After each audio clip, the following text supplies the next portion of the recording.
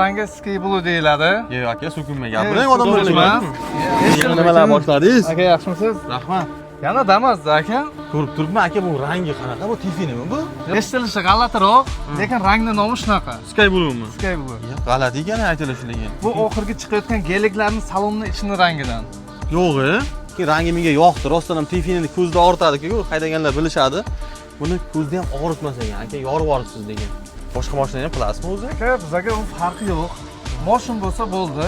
Juguli deysizmi? Farqi yo'q. Gentra, Malibu xullas любой mashinani qiladi. Buncha mehnatga, mashinamiz sizga yoqgan bo'lsa, albatta like bosib qo'yib, ustamizni bir qo'llab-quvvatlab qo'yasiz. Shuncha narsa, shuncha rasxod mashina sotilar ekan-a? Sotiladi aka. Akalar tonirovka ruxsatnomasi ham bor ekan 6 oyga. Yangi balonlar taqilgan. Qarang, shuncha xarajat. Akamizga bilmayman, pul kerak bo'ldimi? Mashinani sotaman dedi. Ular pastda akamiz mashina egalari nomerini qoldiraman. 2025 ekan. Sotilar ekan. 10 ming yurgan. Mashina alohida tema, nomer alohida tema. Aynan mana shu 3-9 raqam bilan olsangiz bo'ladi. Ya'ni generalka asosida mashinamiz sotiladi. Yaqin kunlarda 3-4 kundan keyin yana bitta proyektimiz tayyor bo'ladi. Uni ko'rish uchun albatta bizning Instagramimizga obuna bo'lib qo'ying. Temur akamiz ham Instagramlarini atmetga qo'yaman. Obuna bo'lib qo'ysanglar, bo'layotgan ish jarayonlarini sizlarga ko'rsatib o'tib boradi.